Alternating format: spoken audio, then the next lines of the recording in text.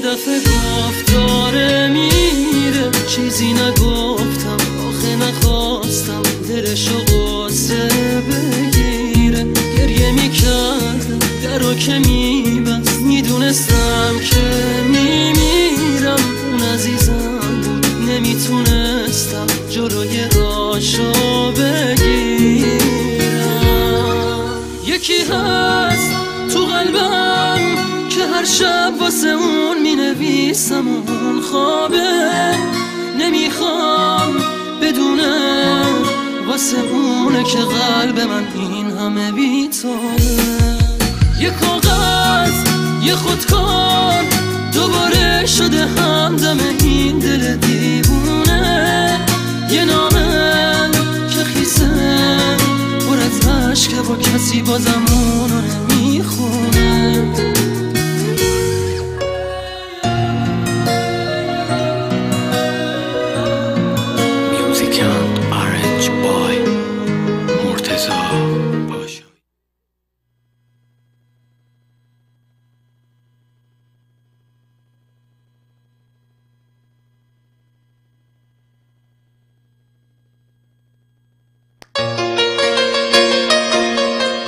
آرامش درون فقط با پاکسازی ویروس درون امکان پذیر است.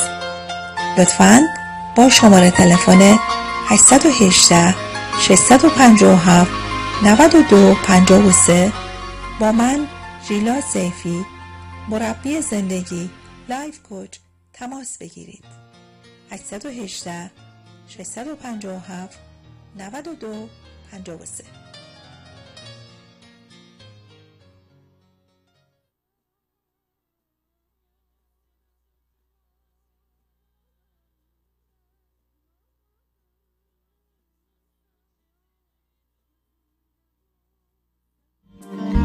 که داری بی خودی منو میرنجونی. یه امشب جای من باش، جای اونی که چشماش به در خوش شد ولی عشقش نیومد. یه امشب هم سفر باش، مثل من در به در باش، جای اون که به دنیا پشت پا زد. باید کاری کنی آروم بگیرم، باید یک لحظه دستاتو بگیرم، باید برگردی امشب باز به این خونه، باید این لحظه ها یادت بمونه. امشب مال من باش، مال مردی که دستاش به جز دست تو همراهی نداره. بذار یادت بیارم چجوری بیقرارم، دل من غیر تو راهی نداره.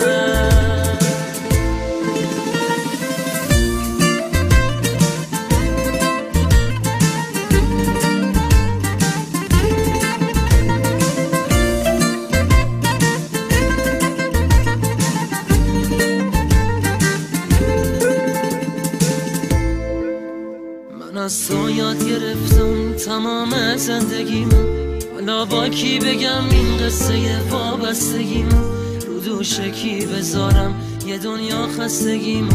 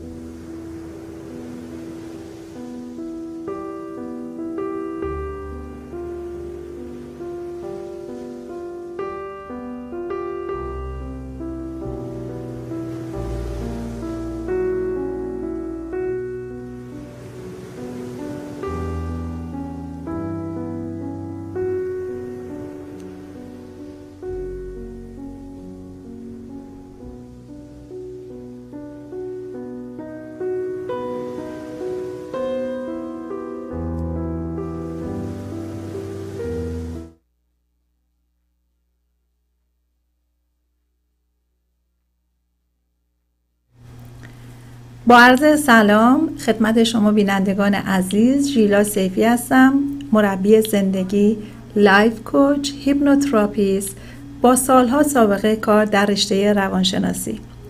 با برنامه دیگه از آرامش درون در خدمت شما عزیزان هستم که فقط با پاکسازی ویروس درون انسان امکان پذیر هستش. عزیزان، در ابتدا میخوام از شما عزیزان تشکر بکنم از توجهی که به این برنامه دارین و تماس‌های تلفنی که با خودم گرفتین، پیغام‌های بسیار پرمهر و محبتی که برام گذاشتین و سوالاتی که در فیسبوک مطرح کردین. عزیزان، حتما سر فرصت به همه سوال‌ها جوابگو خواهم بود، چرا که تعداد سوال‌ها زیاده و عزیزی لطف کردن نوشتن که ما نوشدارو بعد از مرگ سهراب لازم نداریم، لطف کنین جواب سوالمون رو سریع‌تر بدین. عزیزان، سوال‌هایی که به طور عمومی مطرح میشه من ترجیح میدم که در این برنامه جواب بدم، چرا که این برنامه رو بعداً در یوتیوب و در فیسبوک هم میذارم که عزیزانی که دسترسی ندارن این برنامه رو در این ساعت ببینن جواب سوالاشون رو گرفته باشن. هرچند که این تلویزیون پرژن تیوی وان از طریق GLVیز از سراسر دنیا میتونید این برنامه رو ببینین و تکرار برنامه در روزها و ساعتهای دیگه پخش میشه. عزیزانی که با این برنامه آشنا هستن میدونن که در این برنامه ها من در رابطه با کامپیوتر درون انسان صحبت میکنم. کامپیوتری که قبل از تولدمون ساخته شده و برنامه ریزی شده و مثل همه کامپیوترهای دیگه احتمال اینکه ویروس بگیره هستش. و در این رابطه خدمت شما عزیزان عرض کردم که این کامپیوتر ویروسش رو چطوری میتونیم تشخیص بدیم؟ از طریق یک نقاشی بسیار ساده که یک کودک 5-6 ساله هم میتونه این نقاشی رو بکشه. این نقاشی رو برای من بکشین، برام بفرستین و آسان ترین راه فرستادن اینه که یه عکس از اون نقاشی بکشین، از طریق سلفون برام تکست بکنین. ژیلا سیفی هستم، بفرمایید. سلامت کردم خانم ژیلا سیفی، خسته نباشید. سلام خدمت شما عرض میکنم جانم. تشکر میکنم از اطلاعات و آگاهی‌هایی که به مردم میدین. خواستم که بیشتر راجع به نقاشیتون بدونم و اینکه به چه طریقی میتونیم نقاشی رو برای شما ارسال کنیم. ممنونم عزیزم. سوال دیگه دارین؟ که بیشتر سوال دیگه ندارم جز اینکه ازتون سپاسگزارم و برنامه‌تون رو دارم گوش میدم. لطف کنین که پاسخو بگین، من مزاحم وقتتون نمیشم. جواب سوالمو از تلویزیون میشنوم. خدا نگهدار، موفق. مرسی از تماستون عزیزم، خدا نگهدار. خواهش. بله عزیزم، در رابطه با همین نقاشی که خدمتون داشتم عرض میکردم، مرسی از تماستون. یک کودک 5-6 ساله هم این نقاشی رو میتونه بکشه. کاغذ و قلمی رو در اختیار خودتون قرار میدین و در تنهایی کسی نباشه توی اتاق که نظر بده، چون هر نظری که اطرافیان بدن تأثیر روی نقاشی شما میذاره و دیگه اون نقاشی شما نیست و نتیجه که باید گرفته نمیشه. یک کاغذ سفید رو میذارین، از پاک کن استفاده نمی کنین، فقط یک آدم رو همونجور که میبینین روی صفحه، یک آدم بسیار ساده، لازم نیست منظره کشیده بشه، اصلا خوشگلیش مهم نیست، اصلا جنسیتش اینه که زن یا مرد مهم نیست. اولین چیزی که به ذهنتون میرسه یک آدم رو کامل برام میکشین و طریقه فرستادنش هم آسان ترین راه اینه که از طریق همین سلفوناتون باشه عکس بگیرین، برام تکست بکنین. وقتی تماس گرفتین چند تا سوال ساده از این نقاشی ازتون میپرسم. با توجه به پاسخهایی که میدین، در واقع ویروس‌های درون مغزتون که این ویروس‌ها عزیزان برنامه هستش، ویروس جسم مغز نیستش. ویروسی که مثل ویروس کامپیوتر یه نوع برنامه و یه پروگرام هستش. این ویروس ها رو تشخیص میدیم و با توجه به نوع ویروس که این ویروس یک ویروس ضعیفه، یک ویروسیه که سالها مزمن شده و مونده، دقیقا مثل ویروس های کامپیوتر. بعضی خیلی ضعیف هستن، خیلی راحت میشه از بین بردشون. بعضی از ویروس های کامپیوتر خیلی قوی هستش و از بین بردنشون هم سخت تره. راهکارها رو بهتون نشون میدیم، قدم به قدم با شما هستیم تا اینکه کاملا مغزتون، ذهنتون از ویروس پاک بشه. حالا این ویروس ها با ما چی کار میکنن؟ یه مختصری در رابطه با این کامپیوتر درونمون مغز میخوام صحبت بکنم. این مغز از 2 نیمکره راست و چپ تشکیل شده و این 2 نیمکره دقیقاً به هم دیگه چسبیدن و فقط در یک قسمت به هم چسبیدن این نیمکره های راست و چپ مغز و در قسمت های دیگه از هم جدا هستن. این 2 نیمکره راست و چپ مغز که فقط در یک قسمت به هم چسبیدن دقیقاً به این شکل و در قسمت های دیگه کاملا مجزا و جدا هستن، مثل 2 همسایه دیوار به دیوار که کنار هم دارن زندگی میکنن، اما این 2 نیمکره راست و چپ کاملا شخصیت متفاوتی دارن. نیمکره راست و چپ کارهایی که انجام میدن کاملا متفاوته. نیمکره راست در زمان حال زندگی میکنه، دقیقا مثل یک کودک که همیشه در زمان حال زندگی میکنه و از زندگیش لذت میبره. یک کودک از غذایی که میخوره لذت میبره چرا که در زمان حاله و از نیمکره راست مغزش داره استفاده میکنه. اما نیمکره چپ چی کار میکنه؟ نیمکره چپ ما رو میبره به گذشته و به آینده. نیمکره چپ زمان حال رو میبینه، در این لحظه رو میبینه و میاد جزئیات این لحظه رو ثبتش میکنه، ذخیرش میکنه و در حافظه نگه میداره و وقتی یک اتفاقی در زمان حال برای ما میفته، این نیمکره چپ میره به اون حافظه و اون اطلاعات قبلی رو که جزئیات رو ثبت و ضبطش کرده از اونا کمک میگیره و برای آینده ما راهکار نشون میده. نیمکره راست با حرکت پروگرام میشه. هر 2 ماهیچه هستن نیمکره راست و چپ، مثل تمام اعضای بدن دیگه ما که ماهیچه هستن. وقتی میخوایم قوی بکنیم باید ورزششون بدیم و نیمکره راست برای ورزش نیمکره راست مغزمون که ماهیچه هست، این نیمکره با حرکت کردن، با ورزش کردن پروگرام میشه. به میزانی که شما مثل یک کودک فعال باشین، حرکت بکنین، پیاده روی کنین، ورزش کنین و حرکت داشته باشین، این نیمکره راست قوی تر میشه و حال شما رو بهتر میکنه. اما نیمکره چپ چطوری برنامه ریزی میشه؟ این ماهیچه چطوری قوی میشه؟ نیمکره چپ با کلام، با زبانی که به کار میبریم پروگرام میشه. نیمکره چپ مغز ما در واقع همون مکالمه ذهنی که برای شما اتفاق میفته در یک لحظه. به فرض من الان اینجا نشستم دارم برنامه لایو پخش میشه، دارم صحبت میکنم، اما توی ذهنم یه مکالمه ذهنی هست که موقعی که دارم برمیگردم خونه سر راه برم و خریدی رو که دارم، لیستی رو که تهیه کردم رو برم شاپینگ سنتر و خرید بکنم. این مکالمه ذهنی، این که این لیست رو من تهیه کردم، در نیمکره چپ مغزم پروگرام میشه و نیمکره چپ مغز ما همون مکالمه ذهنی ما هستش و نیمکره چپ ما با کلام، با حرفایی که میزنیم، با سلف تاک پروگرام میشه. انسان‌هایی که از صبح خواب بیدار میشن و مدام کلام منفی به کار میبرن، مدام از خودشون، از دیگران بدگویی میکنن، نیمکره چپشون منفی پروگرام میشه. وقتی ما بخوایم هر 2 ماهیچه رو، هر 2 نیمکره راست و چپ رو پروگرام بکنیم، باید حرکت کنیم، ورزش کنیم، سلف تاک داشته باشیم. از صبح که پا میشیم میریم جلوی آینه به خودمون سلام بکنیم، به خودمون عشق بدیم و این عشق رو به دیگران رو هم بدیم.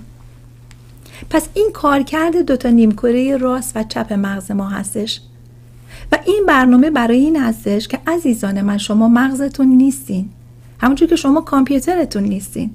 شما استفاده کننده از کامپیوترتون هستین و شما استفاده کننده از مغزتون هستین. اگر تا امروز از من شخصیتی ساختن، روحیه‌ای ساختن که من امروز دوست ندارم، من محکوم نیستم تا آخر عمر به این گونه زندگی کنم. دقیقاً همونجور که پشت کامپیوتر میشینیم میتونیم این اطلاعات رو تغییرش بدیم. خب گاهی وقتا این ویروس ها رو خودمون هم میتونیم از بین ببریم، همونجور که گفتم، با ورزش کردن، با صحبت کردن. اما ویروس هایی که قوی هستن، ویروس هایی که سال هاست باشون داریم زندگی میکنیم و زندگیمون رو خراب کردن، رابطه هامون رو خراب کردن، برای اونها گفتم باید کمک بگیریم. و همون جور که در برنامه‌های گذشته خدمتتون عرض کردم، ما از یک روانپزشک زمانی که دارو درمانی احتیاج داریم، از یک نورولوژیست زمانی که اون ماهیچه مغز بیمار شده و از یک روانشناس و یک مربی زندگی زمانی که میخوایم راهکارها رو با توجه به روحیه و رفتار ما به ما نشون بده کمک میگیریم. برنامه‌های من به طور مرتب و منظم طوری تنظیم شده که برنامه امروز مربوط به برنامه گذشته هم میشه. برای همین خدمت شما عزیزان عرض میکنم که این برنامه‌ها در یوتیوب گذاشته میشه و چقدر خوبه که شما برای اینکه مثلا در رابطه با روانپزشکی و روانشناسی به طور کامل صحبت کردم در یوتیوب برنامه‌ها رو ببینیم.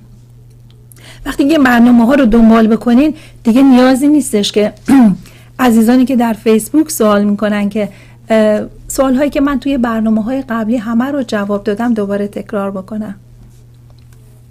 و حالا این ویروس هایی که وارد مغز ما شدن حتی قبل از تولد چه چیزی بیشتر باعثش میشه و این چه کارهایی با ما میکنه. در رابطه با استرس صحبت کردم که استرس در زمانی اتفاق میفته که فشاری که از بیرون به ما تحمیل میشه، واکنش ما در قبال اون استرس با توجه که اگر واکنش مثبت باشه استرس مثبت به وجود میاره و اگر واکنش ما منفی باشه استرس منفی ایجاد میکنه و همین استرس هاست که باعث میشه موضوع مورد صحبت امروزمون مطرح بشه. موضوعی که عزیزان آیا برای خودتون یا اطرافیانتون احتمالاً اتفاق افتاده که یک قسمتی از بدنتون درد گرفته، سردرد گرفتین، کمردرد گرفتین و دچار بیماری‌های مختلف شدین و مراجعه کردین، کارهای مختلف پزشکی برای شما انجام شده، دارو درمانی شدین اما بهبودی حاصل نشده. این دسته از بیماری‌های سایکوسوماتیک یا روانتنی هستن. بیماری‌های سایکوسوماتیک یا روانتنی در واقع جزو دسته بیماری‌هایی هستن که 5% از بیماری‌ها هنوز اطلاعات پزشکی به اونجا نرسیده که براشون درمان پیدا بکنه. هنوز برای بعضی از کمردردها و سردردها و ناراحتی‌های معده درمانی برای بعضیشون پیدا نشده، چرا که اینها بیماری‌های سایکوسوماتیک یا روانتنی هستن.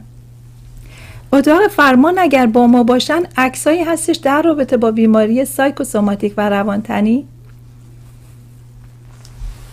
بله عزیزان، همون جور که ملاحظه میکنین در این عکس بیماری سایکوسوماتیک یا روانتنی ممکنه باعث بشه سردرد بگیرین، اما بیماری هایی که منجر به سردرد و میگرن میشه از دست بیماری های سایکوسوماتیک یا روانتنی هستن. گردن درد هایی که شما مراجعه کردین و هیچ گونه فاکتوری براش پیدا نکردن که شما مشکل جسمی در گردنتون هست، کمردردها، ناراحتی های معده، پادردها. یعنی شما اگر حساب بکنین این بیماری های سایکوسوماتیک یا روانتنی همه اعضای بدن رو مبتلا میکنه و دردهایی میده که با هیچ درمان مسکنی قابل کنترل نیستش و هیچ اسمی روش گذاشته نشده. اینها جزو اون 5 دسته بیماری هایی هستش که پزشکان هنوز براش علت پیدا نکردن، غیر از اینکه بگن خانم یا آقا شما تشریف ببر این بیماریت عصبیه. مرسی از اتاق فرمان که لطف میکنن و این عکس رو بزرگتر نشون میدن. دقیقاً در این عکس الان مشخص میشه که جاهایی که نقطه گذاری شده چه اعضایی ممکن از طریق بیماری‌های سایکوسوماتیک یا روانتنی مبتلا بشه. عکس بعدی لطف بکنیم. بله، این بیماری‌های سایکوسوماتیک سردردهایی رو میده که اصلاً وقتی که شما استرستون زیاد میشه این سردردها زیاده و وقتی پزشک مراجعه کردین هیچ مشکلی غیر از مشکل عصبی درش دیده نمیشه. و در عکس بعدی دیده میشه که حتی در کودکان ما بیماری های سایکوسوماتیک یا روانتنی داریم. این کودکانی که سرشون رو میگیرن و میگن ما سردرد داریم، در واقع اینها سردرد ندارن، اینها به گونه‌ای تمارض دارن، به گونه‌ای یاد گرفتن که وقتی که میگن سرم درد میکنه توجه بیشتر از خانواده میگیرن. مرسی اتاق فرمان. و وقتی که این بچه ها یاد میگیرن که وقتی مادر سرش درد میکنه پدر توجه بیشتر میکنه، یا برعکس وقتی پدر سر درد میگیره مادر توجه بیشتر به مادر میکنه، یاد میگیرن که خب پس اگر منم سرم درد بگیره توجه بیشتر میگیرم. در کودکان برای تمرزه، برای اینکه گاهی وقتا مدرسه نمیخوان برن، خودشون رو به بیماری میزنن.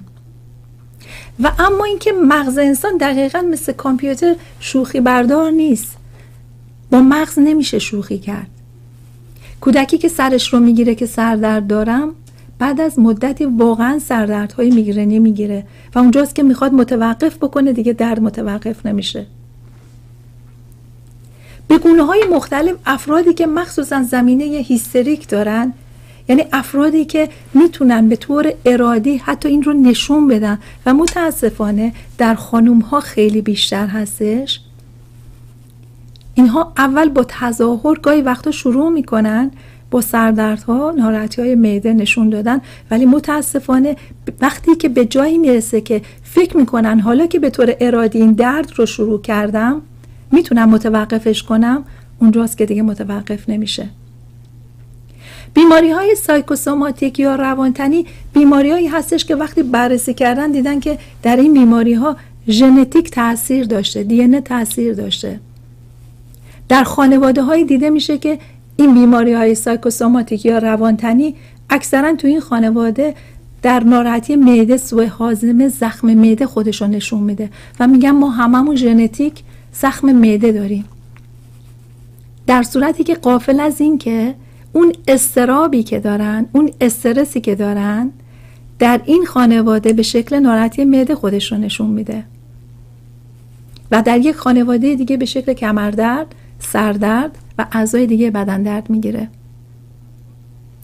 بیماری‌های سایکوسوماتیک درسته که زمینه ژنتیک داره، دقیقاً مثل دیابت، مثل مرض قند. درسته که آمار و تحقیقات نشون داده که زمینه ژنتیک و ارثی خیلی تأثیر داره، اما در همین بیماری دیابت و که ژنتیک هستش، انسان میتونه با رژیم غذایی که میگیره، با ورزشی که میکنه، این دیابت رو یا اصلا مبتلا نشه.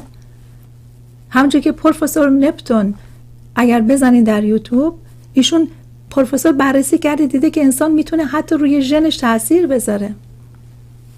فردی که به لحاظ ژنتیک در خانواده دیابت هست میتونه کنترل داشته باشه، ورزش بکنه، رژیم غذاییش رو رعایت بکنه و مبتلا نشه. کلسترول خون بیماریه که تاثیر ژنتیک درش زیاده، اما انسان همونجور که میتونه پشت کامپیوتر درونش بشینه و برنامه‌هایی رو که نمیخواد تغییر بده در پشت کامپیوتر مغزش هم میتونه بشینه و تمام اضطراب‌ها، افسردگی‌ها، بیماری‌ها رو اولا پیشگیری بکنه که مبتلا نشه و وقتی مبتلا شد میتونه در درمانش سرعت بده و تسریع بکنه درمانش رو، میتونه خوب شدنش رو جلو بندازه. این بیماری های سایکوسوماتیک و یا روانتنی یک دفعه برای انسان اتفاق نمیافته، بلکه علامت ها و نشان هایی رو داره. همینطور که این علامت ها و نشان ها، یک لحظه، ببخشید این چراغ ها روشن خاموش میشه، ببخشید یه مقدار تماس اینجا سخته، ولی لطف کنین ادامه بدین چون یه مقدار الان همه چراغ روشن خاموش میشه ولی وصل نمیشه. بله، این بیماری های سایکوسوماتیک یا روانتنی علائمی از خودش نشون میده. مثلا در فردی که احساس میکنه که حالت تهوع بهش دست میده، بدنش سرد شده، عرق میکنه، خیلی خسته میشه، اینها نشانه های اضطراب هستش. مشکل بیخوابی پیدا میکنه، از خودش بدش میاد.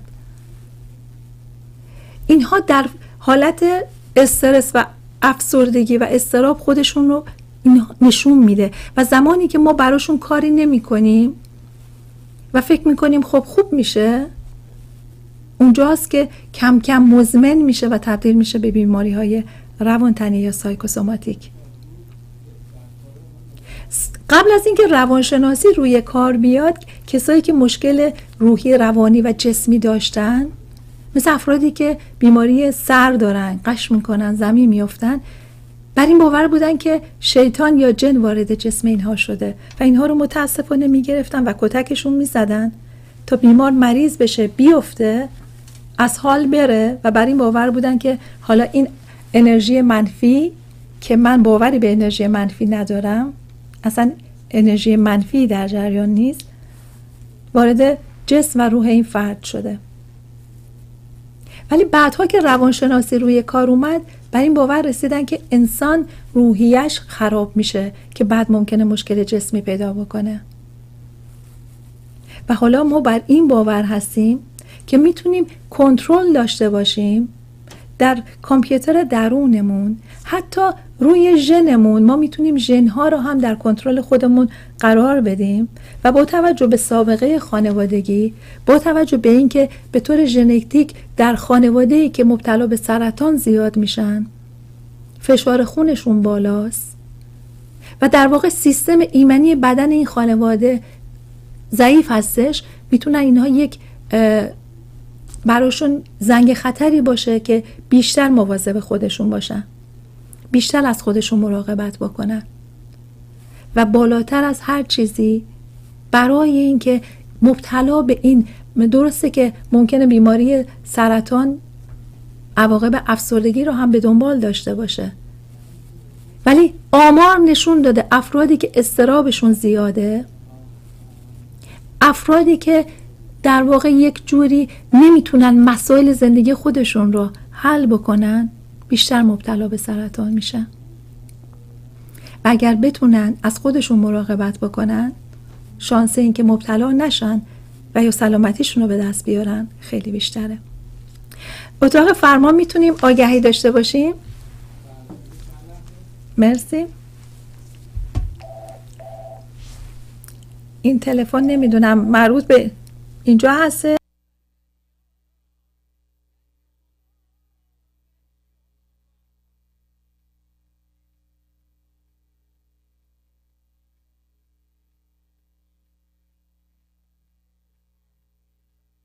من در خدمتتون هستم، حتی اگه پشت خط قرار باشه جواب بدم. مرسی.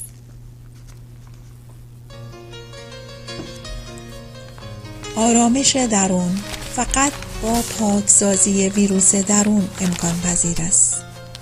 لطفاً با شماره تلفن 818 657 9253 با من ژیلا سیفی، مربی زندگی، لایف کوچ تماس بگیرید.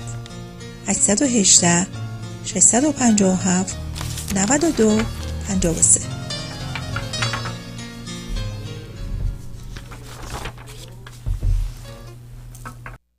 عزیزان برگشتیم. بله، در رابطه با بیماری‌های سایکوسوماتیک صحبت کردم و اینکه مغز ما، نیمکره چپمون که با کلامی که میشنویم پروگرام میشه و ما رو میتونه سالم یا بیمار بکنه. نیمکره چپ مغز ما که کلام خودمون بالاتر از هر کلامی روش تأثیر میذاره. اگر دیگران هر حرفی به ما میزنن انقدر تأثیر نداره تا اون حرفی که خودمون به خودمون میزنیم، کلامی که خودمون برای خودمون به کار میبریم و این کلام روی ذهن ما اثر میذاره و ذهن ما روی جسممون اثر میذاره. ذهن ما که از 3 قسمت تشکیل شده: ذهن هوشیار یا خودآگاه، ذهن ناهوشیار یا ناخودآگاه که صحبت ما بیشتر در این قسمته، و هوشیاری برتر. ذهن هوشیار یا ضمیر خودآگاه ما 10% هستش و ذهن ناهوشیار ناخودآگاه ما 90% رو تشکیل میده. 90% همون جایی که بیماری سایکوسوماتیک یا روانتنی اونجا اتفاق میفته. ما با کلامی که به کار میبریم روی ذهنمون اثر میذاره. به چه صورت؟ افرادی که از دیگران زیاد ایراد میگیرن متاسفانه مرتب غیبت میکنن. انتقاد، ایرادگیری، غیبت کردن، بدگویی کردن نسبت به دیگران باعث میشه که انسان خونش مسموم بشه و وقتی که خون مسموم میشه رسوب در مفاصل جمع میشه و متاسفانه این انتقادها، این غیبتها تبدیل به روماتیسم میشه. افرادی که میگن که من از فلانی بدم میاد، ازش متنفرم، نمیخوام قیافش رو ببینم، حتی قیافه خودم رو توی آینه نمیخوام ببینم. متاسفانه داریم افرادی رو مشکل دارن با دیدن چهره خودشون و چهره دیگران. این کلامی که به کار برده میشه اگر متوقف نشه تأثیر میذاره روی بینایی انسان. چشما دیگه نمیخواد باز باشه و ببینه، چشما بسته میشه. چرا که کلام هی مدام داره میگه بدم میاد ازت، از دیگران بدم میاد. و متاسفانه این افرادی که این کلام رو در رابطه با دیدن به کار میبرن و نمیخوان ببینن، ما در روانشناسی کوری انتخابی داریم. یعنی جسم چشم سالمه به لحاظ پزشکی و چشم پزشکی، برای چشم هیچ مشکلی ایجاد نمیشه، اما چشم شروع میکنه کم کم کمسور شدن و متاسفانه نابینا شدن. افرادی که نمیخوان صدای دیگران رو بشنون، فردی که آرامش درون نداره، حتی تیک تیک ساعت اذیتش میکنه. اما کسی که آرومه، کسی که روحیه خوبی داره، میره توی یک استادیوم ورزشی، صدای دیگران همه جیغ و داد و احساس شادی میکنه اونجا. اما افرادی که حتی تیک تیک ساعت، صدای تیک تیک ساعت اذیتشون میکنه، صدای دیگران، از صدای فلانی بدم میاد، نمیخوام صداش رو بشنوم. متاسفانه ما در روانشناسی کری انتخابی داریم، گوشا سنگین میشه. ما داریم متاسفانه در سنهای خیلی کم، چون فرد میگه من دیگه گوشام سنگین شده نمیشنوم، چون خودش به مغزش برنامه داده دیگه نمیخواد بشنوه. افرادی که کلامی رو به کار میبرن که از دیدن چهره فلانی حالم به هم میخوره. تا حالا به کار بردین که از دیدن قیافه فلانی حالتون به هم میخوره؟ شروع سوء هاضمه، ناراحتی معده، زخم معده، زخم اثناعشر. مواظب کلامتون باشین. کلام انسان معجزه میکنه. کلام انسان مثل عصای حضرت موسی میمونه که عصا رو روی زمین مینداخت و این عصا تبدیل به اژدها میشد. کلام انسان معجزه میکنه و شما اگر کلام رو در جهت منفی به کار ببرین، بیماری سایکوسوماتیک یا روانتنی، منتظرش باشین. سلام، سیفی هستم، بفرمایید. سلام خانم دکتر، خسته نباشید. سلام جناب. خدمتتون داشتم. من متاسفانه یه مقدار کمردرد دارم. بله. به دکترم که مراجعه کردم، بررسی که انجام دادن، از نظر فیزیکی چیزی نیستش که ایرادی باشه. میخواستم ببینم که امکانش میشونه، چون صحبت شما رو من شنیدم و خیلی برام جالب میشه، واقعا از نظر اعصاب باشه یا از نظر روان. میخواستم ببینم امکان داره اینو برای من توضیح بدین، اصلا همچین چیزی امکانش هست یا نه؟ در حال من از تلویزیون گوش میکنم. ممنون از شما. مرسی از تماستون، متشکرم. قربان شما. مرسی، خدا نگهدار. بله، بیننده عزیز تماس گرفتن و همون جوری که در شروع برنامه در اون عکس دیدین که اعضای مختلف رو بیماری سایکوسوماتیک ممکنه که درگیر بکنه، از جمله کمردرد. کمردردهایی که به لحاظ پزشکی هنوز هیچ علتی براش پیدا نکردن. شما هر کاری براش گفتن انجام دادین اما هیچ گونه متوجه نشدن علتش چیه.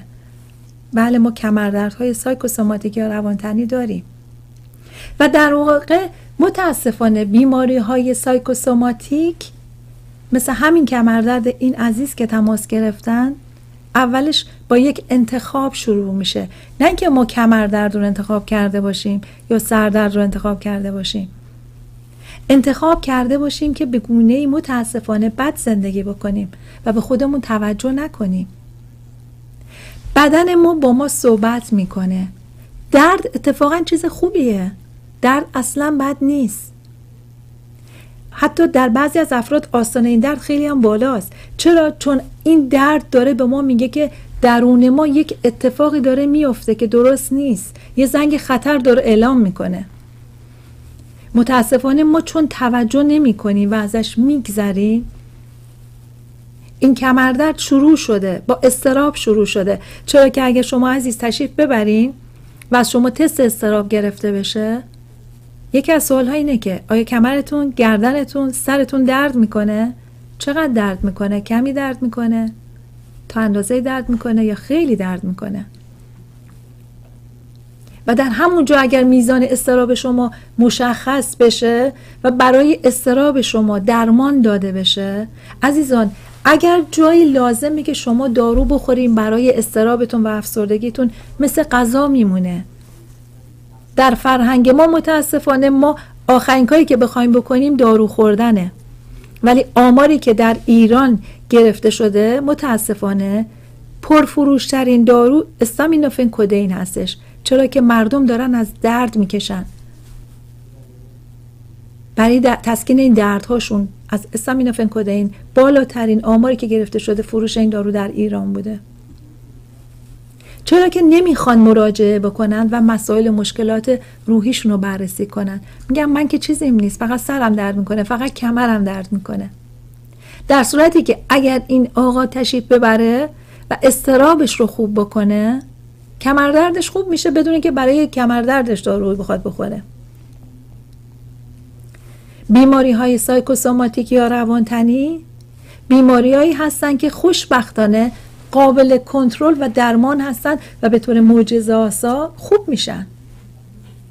اما خبر بد اینه که متاسفانه اگر رعایت نکنیم دوباره برمیگردن و شاید قوی‌تر برگردن. فردی که داره داروی افسردگی میخوره و از خستگی مفرط، یکی از علتهای خستگی مفرط افسردگی شدیده، فقط 2 روز 3 روز احساس میکنه که خب حالم خوب شده، داروی ضد افسردگی رو قطع میکنه.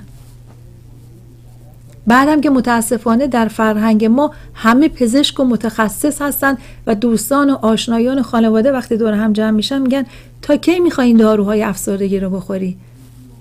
بیا یه ذره بشین، یه ذره از این الکل بخور، یه ذره از این مواد مخدر بخور، خوب میشی. و ما داشتیم کسایی رو که متاسفانه داروشون رو قطع کردن، کار با روانشناسشون رو قطع کردن و به طور موقت پناه بردن به مشروب و مواد مخدر و این بار افسردگی شدیدتر برگشته، خستگی مفرط برگشته و حالا دوباره باید از نو کار انجام بشه. ما باید مواظب خودمون باشیم و تسلط داشته باشیم بر ذهنمون، کامپیوتر درونمون، بدونیم چقدر تأثیر داره.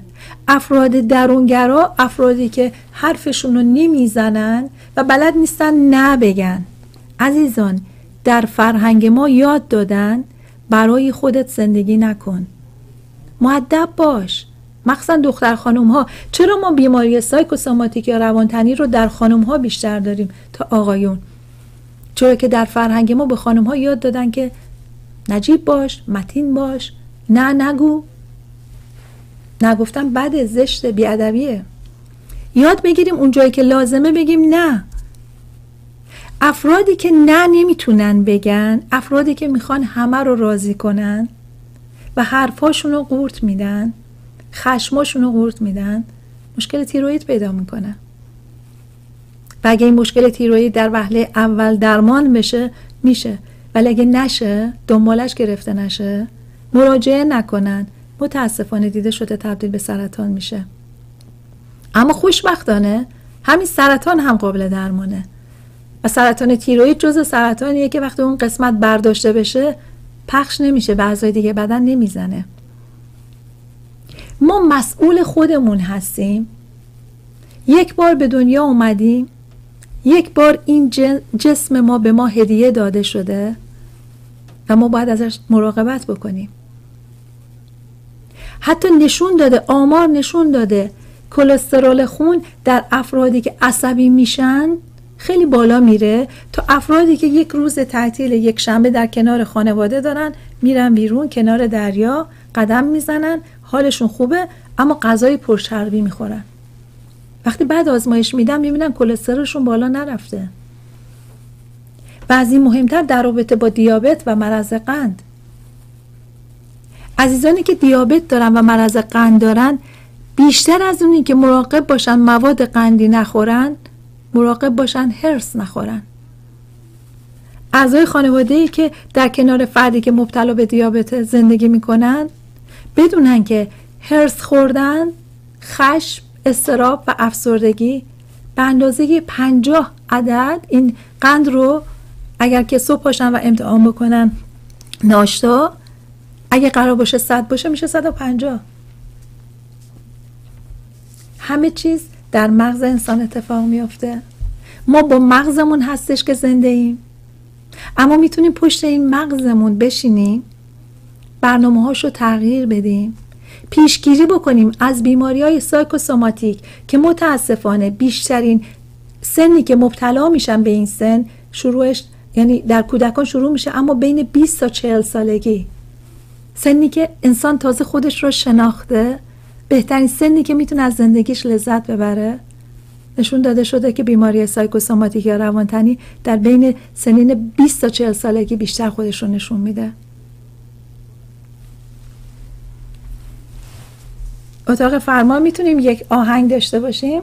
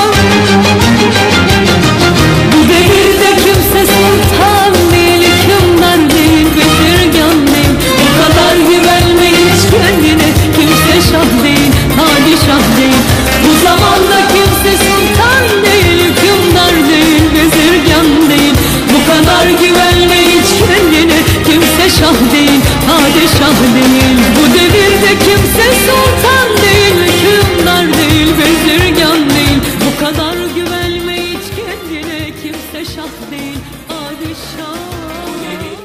برگشتیم. مرسی عزیزانی که لطف کردن تماس گرفتن و میگن که روی ایر نمیخوان بیان و صداشون پخش بشه. بعد از این برنامه لطف کنین تماس بگیرین، حتما جوابگو خواهم بودش. بله، در رابطه با بیماری سایکوسوماتیک یا روانتنی صحبت میکردیم. شاید برای عزیزان پیش اومده باشه، من داشتم فردی رو که مبتلا به کمخونی بودش و این کمخونی ناشی از برآورده نشدن آرزوها هستش. وقتی آرزوهاتون بله حتما برآورده نمیشه مبتلا به کمخونی میشین. سلام جانم، بفرمایید. سیفی هستم. سلام خانم سیفی، من حمید هستم. حدود 2 هفته پیش باهاتون تماس گرفتم. سلام حمید آقا، حال شما خوب هستی؟ خیلی ممنون، متشکرم. میخواستم که در مورد نقاشیم صحبت بکنم. بله. نقاشیمو که شما دیدین برام توضیح دادین. بله.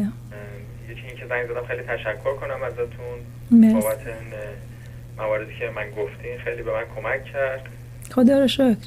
و واقعا همونطور که شما گفتین، من توی نقاشی اول و دومی هم که کشیده بودم، همونطور که شما گفتین خیلی واضح و مفهوم بود که من تو نقاشی اول به خاطر اون سکته‌ای که داشتم نقاشیم ناقص بود و خیلی یه موجود ناامید و مایوس رو کشیده بودم و تو نقاشی دوم یه انسان کامل رو کشیده بودم که خب خیلی امیدوار شده بود با توجه به حرفایی که شما زده بودین و خلاصه خیلی واقعا تغییر کردم از اون روز. خدا رو شکر. امیدوارم که بتونم حالا بیشتر باهاتون در ارتباط باشم و حتما کمک بیشتری من بکنین، ولی همون حتی تایم کوتاهی هم که برای من با تلفن گذاشتین خیلی به من کمک کرد و واقعا مخواستم ازتون تشکر بکنم اینجا. خیلی متشکرم. مرسی. مرسی از تماستون. یک دنیا ممنون. مرسی، متشکرم.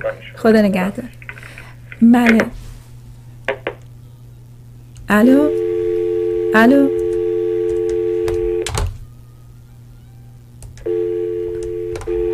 این خط قطع شدش. بله عزیزان، حمید آقا که در چند جلسه گذشته با برنامه تماس گرفتن. عزیزانی که برنامه رو دیدن در جریان هستن، عزیزانی که برنامه رو ندیدن در یوتیوب برنامه گذاشته شده و این عزیز رو متاسفانه در ایران بهشون گفته بودن سکته مغزی کردن. با توجه به صحبتایی که روی ایر باشون انجام دادم و نقاشی که برای من کشیدن، باور من بر این بودش که ایشون سکته نکردن و یک هیجانی بوده، پنیک اتک کردن گذشته، چون که اصلا هیچ گونه از نیمکره‌های راست و چپ رو درگیر نکرده بود و ایشون همون روز که برای من نقاشی رو کشیدن یک آدم رو ناقص کشیده بودن. وقتی که صحبت باشون کردیم و به این باور رسیدن و اینجا حتی رفتن پزشکای مختلف، حتی خودشون رو ایر اون روز اعلام کردن، بهشون گفتن که ایشون سکته نکردن. وقتی که این باور در این عزیز عوض شد و قبول کرد که ایشون سکته نکرده، باورتون نمیشه نقاشیش تغییر کرد و یک آدم رو تونست کامل بکشه. و این جالبه که عزیزان همونجور که شما آزمایش میدین، قند خونتون در آزمایش‌های مختلف تغییر میکنه، کلسترولتون تغییر میکنه، شخصیتتون هم به میزانی که تغییر میکنه نقاشیتون تغییر میکنه. اگر نقاشی این عزیز رو برای من فرستادم و من می آوردم اینجا به شما نشون میدادم، حتی ایشون اجازه داده بودم من بیارم ولی نمیدونستم امروز تماس میگیرن، نقاشیشون رو نیاوردم، شما میدیدین به میزانی که باورش عوض شده نسبت به سلامتیش، فکرش عوض شده، نقاشیش عوض شده. این نقاشی یک تست علمی هستش، یک تست روانشناسیه که در کنارش من اومدم از چیزهایی که تجربات خودم رو هم بهش اضافه کردم و یک در واقع یک دستاورد، یک نوآوری که به این نقاشی بخشیدم و به میزانی که با فرد کار میشه شخصیتش تغییر میکنه، نقاشیش هم تغییر میکنه. چرا که تمام زندگی ما از این باورهایی که در مغز ما از بچگی پروگرام شده زندگی ما رو و سلامتی ما رو تحت تاثیر قرار داده. همونجوری که خدمت شما عرض کردم، همین بیماری‌های سایکوسوماتیک یا روانتنی، فردی که به آرزوهاش نرسیده، من دارم خانمی رو که 65 سالشه و جدیداً بهش گفتم مبتلا به کمخونی شده و این خانم خیلی آرزوها برای فرزندش داشته و میخواسته در واقع به گونه اونجور که اون ایدئال میخواد پسرش زندگی بکنه، ولی متاسفانه نشده. و متاسفانه خبر بد اینه که تنها پسرش رو از دست داده و تمام اون اتاقی که براش درست کرده، رویایی که در ذهنش ساخته بود، همه از بین رفته و این خانم حالا به خاطر نرسیدن به اون آرزوهای خودش دچار کمخونی شده. این کمخونی از جسم نیست، این کمخونی از روحیه این فرده و وقتی باهاش کار کردیم، اضطرابش رو کم کردیم و به این باور رسید که همه ما یک روز اومدیم و از این دنیا خواهیم رفت، باور مرگ رو پذیرفت، کمخونیش هم درمان شد. این که اتفاق میفته که دیده شده که به میزان زیادی غده های مختلف در قسمت های مختلف بدن انسان رشد میکنه. این رشد کاذب از کجا میاد؟ این سرطان ها چرا انقدر زیاد میشه؟ ناشی از اون انزجاری که متاسفانه ایجاد میشه، از اون حسادت ها، چشم و همچشمی ها، نفرت ها، خشم ها. اینها باعث رشد کاذب میشه. در واقع سیستم ایمنی بدن به گونه‌ای عمل میکنه که به خودش حمله میکنه و خودش رو از بین میبره. چرا انقدر آمار سکته قلبی و مغزی در جوانان زیاد شده؟ اینها به خاطر ترسایی که درشون ایجاد شده و متاسفانه برای این حمید آقایی که تماس گرفتن، باورهایی که ترسایی که نسبت به خدا در ذهن این هموطن ایجاد کرده بودن، باورهای غلطی که در رابطه با یک نیروی برتری که فقط عشق به نام خداوند در این هموطن ایجاد کرده بودن از دوران کودکی. و تغییر این نظام باورهای مخصوصاً دینی و مذهبی جز خیلی تغییرات بسیار مشکله و انسان خیلی سخت میتونه خودش رو تغییر بده. عزیزان، امروز اینجاییم که در زمان حال زندگی کنیم. امروز اینجاییم که از زندگیمون لذت ببریم. امروز اینجاییم که عزیزان بگیم که آیا شما در این لیوان چی میبینین؟ کسایی که به تجربه دیدن و شنیدن و میخوان بگن ما خیلی از نظر روانشناسی مثبت هستیم، میگن این لیوان تا نصفه پر آبه، اما این لیوان تا نصفه هم خالیه. ما نمیتونیم یک برچسب کلی بزنیم بگیم که خب شما ما اینو تست کردیم، شما نیمه پر رو دیدی پس مثبتی، پس حالا که نیمه خالی رو من دارم میبینم من آدم منفی هستم. این لیوان هم پر هم خالیه، این واقعیته. یک سری باورهایی رو که در قالب مثالها، در قالب شعرها، در قالب چیزهایی که به روانشناسی مربوطش کردن که نیست، در قالب ادیان و عرفان و مذاهب وارد کردن که نیست، ذهن ما رو مسموم کردن، روحیه ما رو خراب کردن. و ما امروز اینجاییم که اگه قرار باشه امروز از نو متولد بشین، اگه قرار باشه امروز پشت کامپیوتر درون خودتون بشینین، چه میکنین؟ از افرادی که در آخرین لحظه های عمر خودشون بودن و تا چند لحظه بعد بهشون گفتن شما در این دنیا نخواهیم بود، پرسیدن چی کار میکردی اگر دوباره یه شانس بهت میدادن؟ گفت قشنگ زندگی میکردم. اینا گفتن اکثرا صحبتاشون مثل هم بوده، با دوستان وقت میذاشتم، با دوستان بیرون میرفتم، باهاشون شاد بودم، میرقصیدم، شادی میکردم، قصه نمیخوردم، حسادت نمیکردم و همه اون نعمتهایی رو که در زندگی در اختیار من قرار داده بودن ازش استفاده میکردم. عزیزان، فکر کنین که وقتی که میخواین این کامپیوتر درونتون رو پاک بکنین و دوباره پروگرام بکنین، فکر کنین که امروز تازه به دنیا اومدین. در این لحظه در زمان حال زندگی کنین، از زندگیتون لذت ببرین و شاد باشین و از نیمکره چپ فقط زمانی استفاده بکنین که اگر به گذشته شما رو میبره فقط از اون تجربهاش استفاده کنین. وقتی برای آینده نیمکره چپ داره میبره، برای هدفهای زندگیتون، برای برنامه ریزی ها ازش استفاده کنین، بعد رهاش کنین، بذارین بره. خوشبختی، خوشحالی، شادی یک انتخابه. شما میتونید در هر شرایطی در زندگیتون انتخاب کنین که خوشحال باشین. افرادی هستن که در بهترین شرایط زندگی هستن ولی انتخاب کردن که غمگین باشن. این آدما اصلا انتخاب کردن یک روز که از خواب بیدار میشن نگران میشن که چرا امروز نگران نیستم، نگران نشدنشون هستن. چرا امروز بیخیالم؟ چرا که مغزشون عادت کرده به نگران بودن، مغزشون عادت کرده به غمگین بودن. بیاین کامپیوتر درونتون رو فقط با کشیدن یک نقاشی ساده، همجور که داره میبینین، همجور که این حمید آقا لطف کردن تماس گرفتن، همونطور که میتونید توی یوتیوب تشریف ببرین، برنامه‌های من اونجا هستش ببینین. فقط این فرصت رو به خودتون بدین، با کشیدن یک نقاشی بسیار ساده به خودتون کمک بکنین، ویروس درون کامپیوترتون رو پاک بکنین و انتخاب بکنین که شاد باشین. سالها دل طلب جام جم از ما میکرد، وانچه خود داشت ز بیگانه تمنا میکرد. بیرون خبری نیست، هرچی که هست در درون ماست و در درون ما در مغز ماست. تا برنامه بعد هفته دیگه که در خدمت شما عزیزان باشم، شما رو به خداوند بزرگ میسپارم. همیشه روزتون خوش باشه. خدا نگهدار. فقط با پاکسازی ویروس درون امکان پذیر است.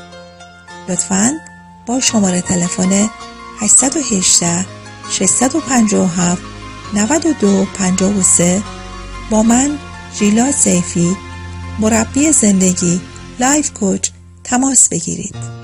818 657 9253